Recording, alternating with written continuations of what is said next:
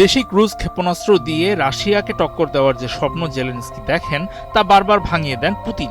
রাশিয়ার প্রতিরোধে ইউক্রেনের ফ্ল্যামিঙ্গো ক্ষেপণাস্ত্র উৎপাদন বারবার ভেস্তে যাওয়ার খবর মিলেছে, কিন্তু সর্বশেষ রুশ ক্ষেপণাস্ত্র হামলাটি চালানো হয়েছে ইউক্রেনের ওই ঘরে তৈরি ক্ষেপণাস্ত্রের একটি প্রধান উৎপাদন কেন্দ্রকে লক্ষ্য করে।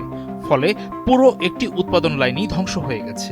মিউনিক নিরাপত্তা সম্মেলনের এক ব্রিফিংয়ে গত 14 ফেব্রুয়ারি ইউক্রেনের প্রেসিডেন্ট ভলোদিমির জেলেনস্কি নিজের এমন দুরবস্থার কথা জানিয়েছেন।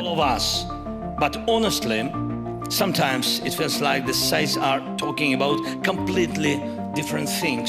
জেলেনস্কি জানান, রুশ আক্রমণে ফ্ল্যামিঙ্গো ক্ষেপণাস্ত্র উৎপাদন ব্যাহত হওয়ার ব্যাপারটি নাকি সাময়িক, কিন্তু এমন ক্ষতি ইউক্রেনের জন্য উদ্বেগের, কারণ বর্তমানে দেশটির কাছে এই অস্ত্রের মজুদ বেশ সীমিত।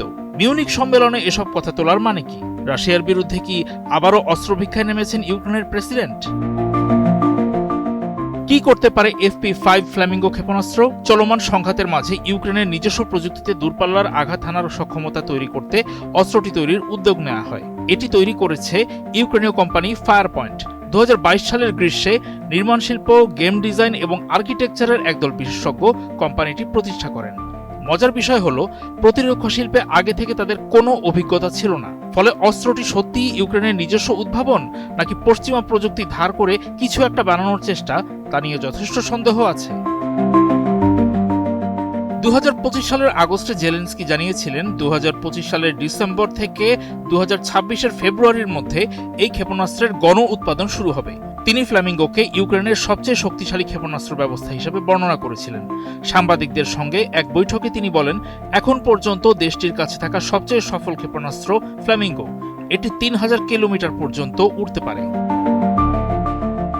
ইউক্রেনীয় সংবাদ মাধ্যমগুলোতে ফ্ল্যামিঙ্গোকে মার্কিন যুক্তরাষ্ট্রের টমাহক ক্ষেপণাস্ত্রের সঙ্গে তুলনা করা হয়। এর পাল্লা ও ওয়ারহেড বহনের ক্ষমতা নিয়েও অনেক বড় বড় কথা চালু আছে। তবে বাস্তব যুদ্ধে দেখা গেছে উল্টো চিত্র। ক্ষেপণাস্ত্রটি রাশিয়ার আকাশ প্রতিরক্ষা ব্যবস্থার সামনে টিকতেই পারে না।